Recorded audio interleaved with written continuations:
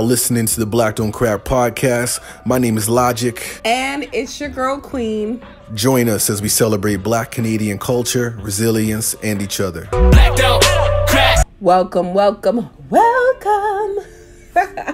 Welcome to our third episode of Black Don't Crack, where we celebrate various intersections of the Black experience in Toronto. All right, yo. In this episode, we have the privilege and opportunity of interviewing Malcolm-Emilio, aka Stay Relevant, who produces various mediums of work that represent his global experiences, including medicinal tools, artifacts, and functional accessories for sacred spaces to artistically cultivate and create sustainable living communities.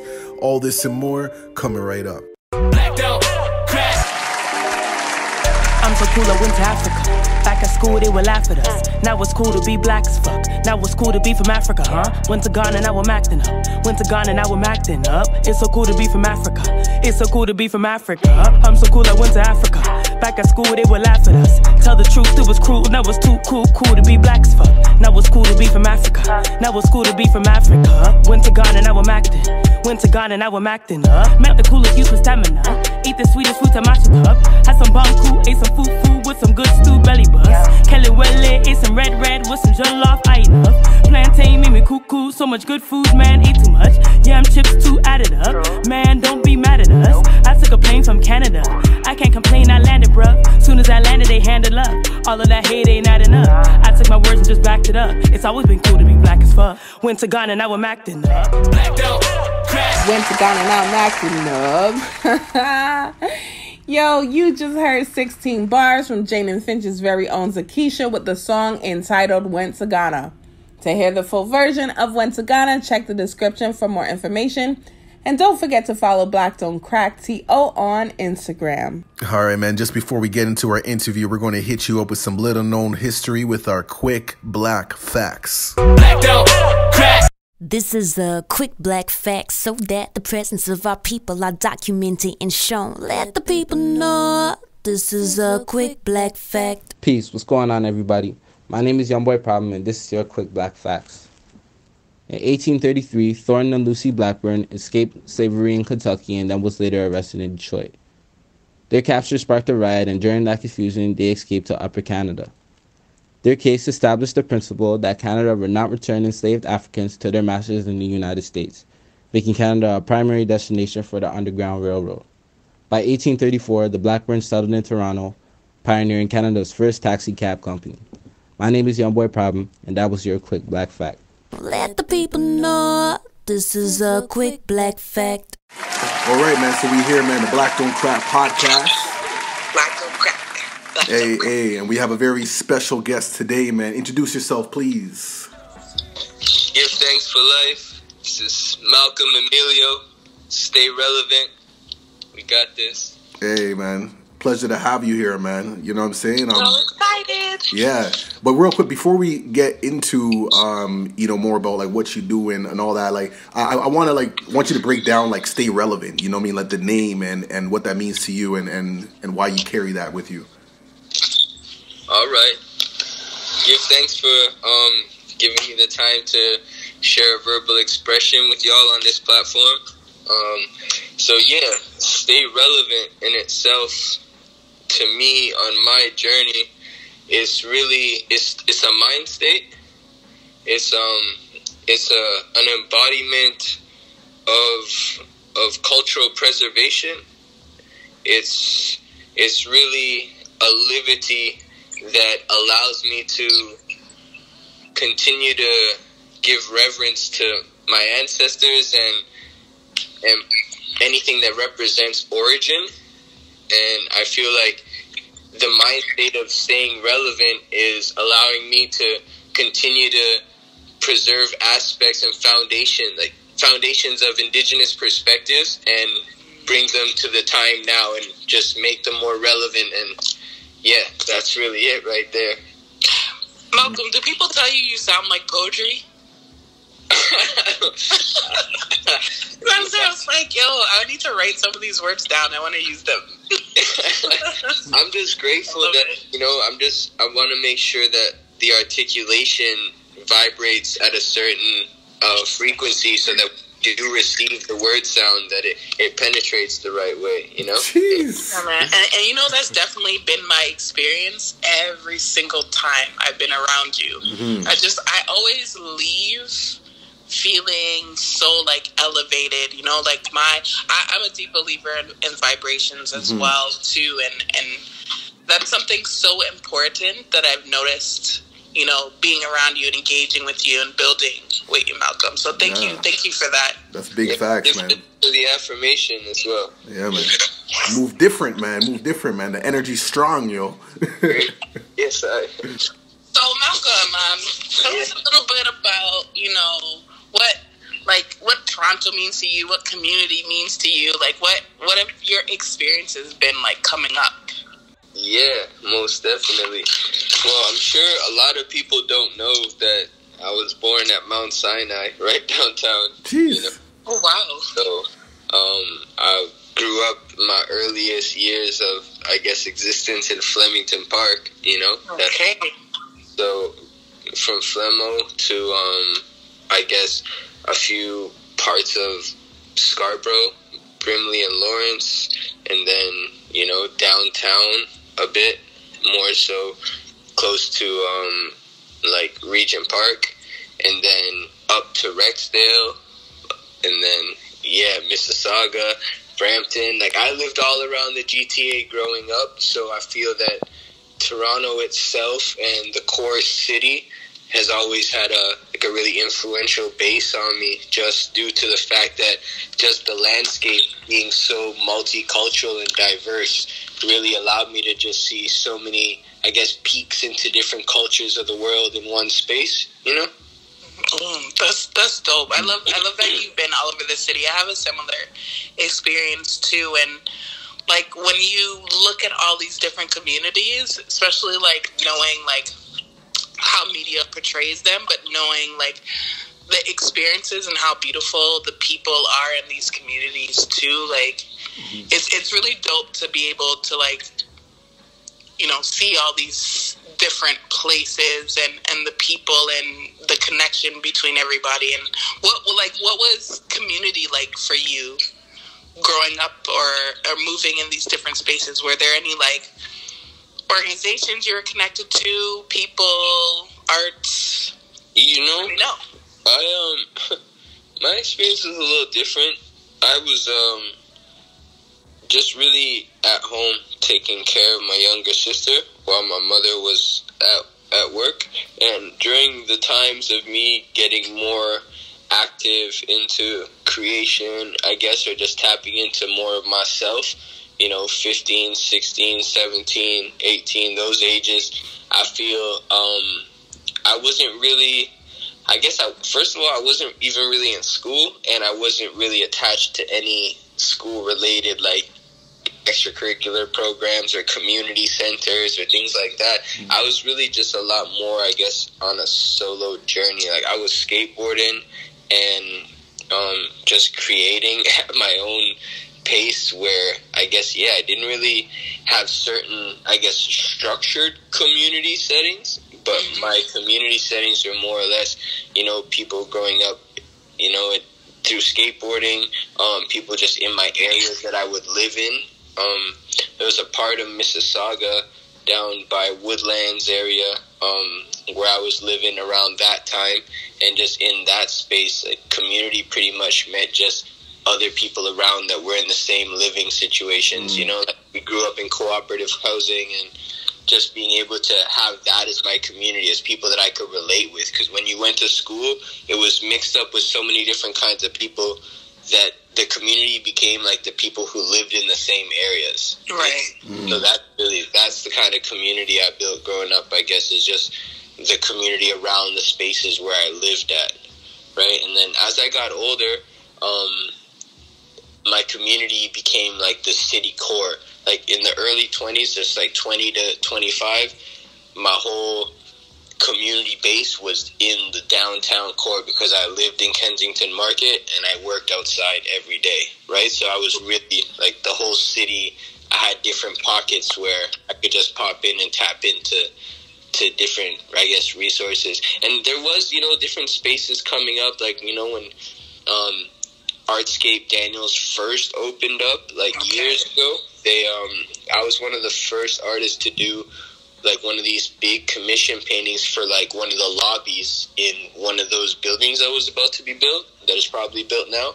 That's dope. Fun fact, though, I'm not gonna drop any names, but, like, I never even got to see the painting after. They said I was going to get to see it in the building, and, like, there was going to be a plaque with my name on it. A whole bunch of stuff, but I never got to see that. I ain't mad at that. I just always wonder what happened to that painting. Okay. Yeah, man. Just to build on what you're talking about, you know, being in the downtown core and having this diverse, you know, community experience. Do you feel that having that diversity, like, you know, I guess, like, prepared you for travel? Because I know that you travel in different places, like the Caribbean, you know, South America. Like, did those experiences, like help? Europe. Yeah, Europe. Yeah, I think the reality of being in the city and having so many different cultures around me, and then also not having, like, none of my parents are from here. Right, so that was one of the main influence to want to go and travel, really, and having a certain community out here that had tapped into so many scenes. I guess, you know, growing up, I was in this little fashion space, or I was in the art space, I was in the skateboarding space, I was in the Latin American community, I was in just the food spaces. So all these different communities is what inspired me to really want to go travel and see what those places were really like. You know, bring your skateboard with you. I love that. I love seeing that. Skateboarding is a really big part of my life. Yeah, definitely a big instrument and tool that I use for balance in just every aspect of my life. So, yeah. It's beautiful, man. I love that. Can we talk about, like, or highlight you as an artist, a creator? I love that your pieces are known as artifacts. Science. I think genuinely, they are that. And, actually, you know what? I want to talk about the first time I think I ever, like, chilled with you on our ones. And we were looking at, like, your art, and we were building on some stuff, like, talking about science and our connection to the earth and stuff like that. It was such a beautiful conversation. And you were talking about this ring, and you pulled out the ring and showed it to me, and you're talking about how it's, like, charged, I think, in the moon or the sun, or maybe it has a natural charge. And I watched him put this ring into a flashlight, and the flashlight turned on. I was like, man, you got to speak on that, man. Break that down. Like, please, like.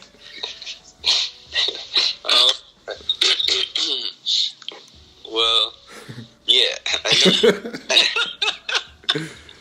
Yeah, you're talking about it's an elite shungite stone that I had placed on the ring, and its mineral content allows it to be just it's super conductive, and I guess amplified with the copper coil and your body's life force energy itself.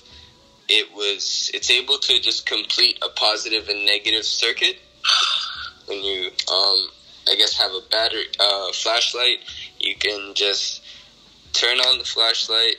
But see, this is, like, something I would want to show. Like, me telling you, I don't know if it's, like, gonna, like, give the right thing. The people are excited, trust me. Yeah, well, let's just hold on. They are excited. They're like, what? I would just say that it's a super conductive stone called Elite Shungite, and it has many different abilities to activate,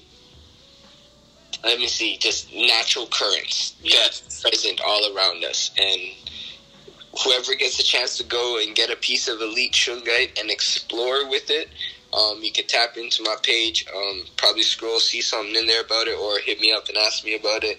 And yeah, but the ring itself has really super conductive elements in it, and it allowed me to power up a flashlight and do a few other things. But yeah, that's like, the science. I knew that you were important when I first met you, but when I seen that, I was like, But and you I see can't that even describe. all of that is knowledge passed forward from elders, you know, because I elders are really sacred elders around I on the journey, and they have been preserving culture and I guess ancient artifacts and perspective for so long. Yeah. That's just for me coming forward now for my generation in this time and space, just really want to be able to make a lot of these works relevant and just being able to bring them and make them, I guess, more, give us more tangible references on how to interact with these things and these technologies or these, I guess, you know, higher sciences. And I myself, I'm learning every day. You know, I'm uploading every day. Using these platforms make it a little interesting because, you know, you want to share something, but you don't need the world thinking that you know the end all be all. You know what I'm saying? Just learning every day and being, still being a student and just being willing to really interact with the living books. You know, that's incredible, yo. And I think that this also connects to, you know, I like how you're talking about connecting back to, like, you know, ancient ways and traditions and stuff. And, you know, right now we have this, like, global pandemic and whatnot, and people are really concerned about, you know, immune systems and things of that nature.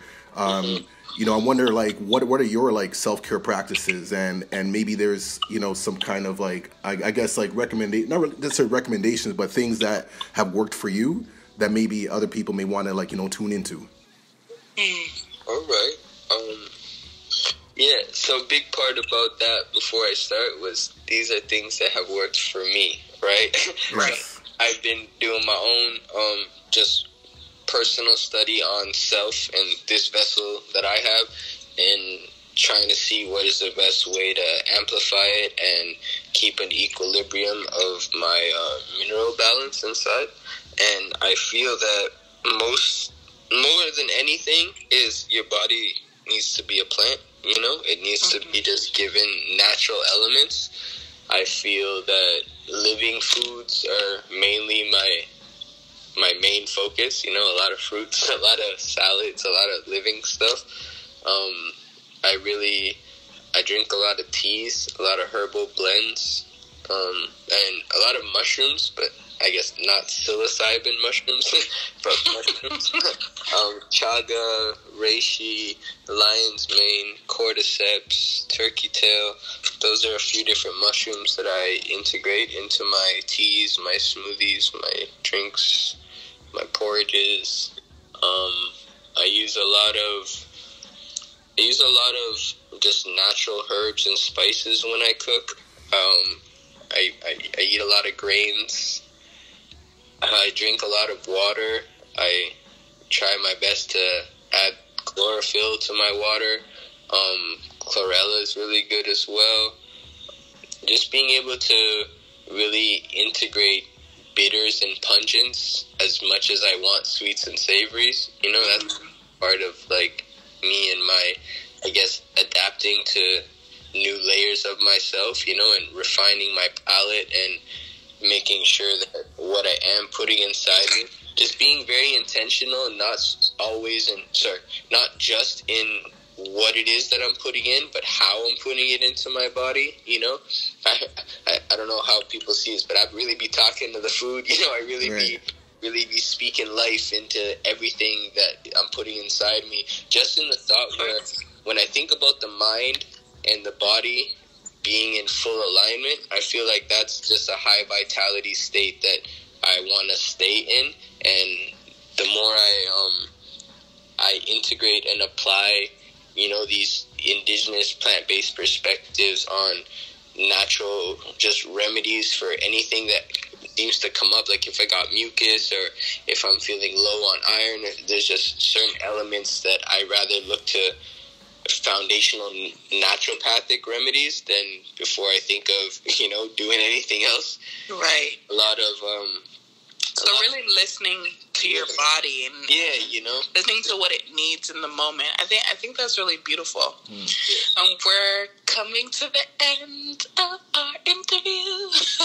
So how we like to leave it off is, you know, we kind of ask everyone to leave like words of affirmation or something they do for self-care. Well, y'all be hearing this one from me a lot. Step light and breathe easy. And one more. Okay. Yeah, and whoever, I guess, has been around the works have heard this, but here it is. 9 perspectives on channeling life force energy for yourself. First 3, reason, intention, and purpose. Yes. Next 3, awareness, creation, and preservation. The last 3, cultivation, holistic medicine, and sustainable living. Those 9 perspectives applied into your everyday existence will naturally amplify your life force energy and raise your vibration to the level of the Earth's vibration, same frequency, and that will make sure that you can transcend the experiences that are happening right now and move in harmony with the planet. I love that. Jeez, yo, that's a blessing. I remember when we invited you to our boys group, and then you dropped that knowledge as well, man. So that was a great reminder, man. Thank you for sharing that with us. Yes, that's something real tangible. Thank you so much. Yes, man. Stay relevant. Yes, thanks, yo. Well, definitely, as always, man. It's always a pleasure building with you every time, man. Thank you for making some time up for us. Thank you. Yeah. Yes, blessings, man. Blessings. And when you guys got a moment, just come check me. I got some organite for y'all for the home spaces to just make sure we good from this 5G stuff, you know? So link up. Yes. Black don't crack. This Black-owned business is brought to you by BuyBlacks.com. Lovely Designs. With Lovely Designs, be fashionably safe during this quarantine and get your Afro print mask today. The masks come with a small pocket to insert filters or disposable masks. They can be worn over the N95 mask and are completely washable. Offering custom prints for your preferred design, hit up Lovely Designs. And that concludes our 3rd episode, man. Special shout out meant to Stay Relevant for coming through and blessing us with an interview. We hope you enjoyed it. Be sure to follow us on social media at Black Don't Crack TO. And right now, man, we're going to leave you with Dynasty, man. See me roll, man. Until next time, y'all. Peace. Black don't crack. Fire, fire, fire, fire. You ought to get this. My body restless. Wata, wata. Thirst gonna quench with it. Don't play the bench with it. You'll lose your chance with it. Bad from Shiban. She got the star. Way that she gone. Your rise till the morn. Girl, you've been eating good. Looking all summer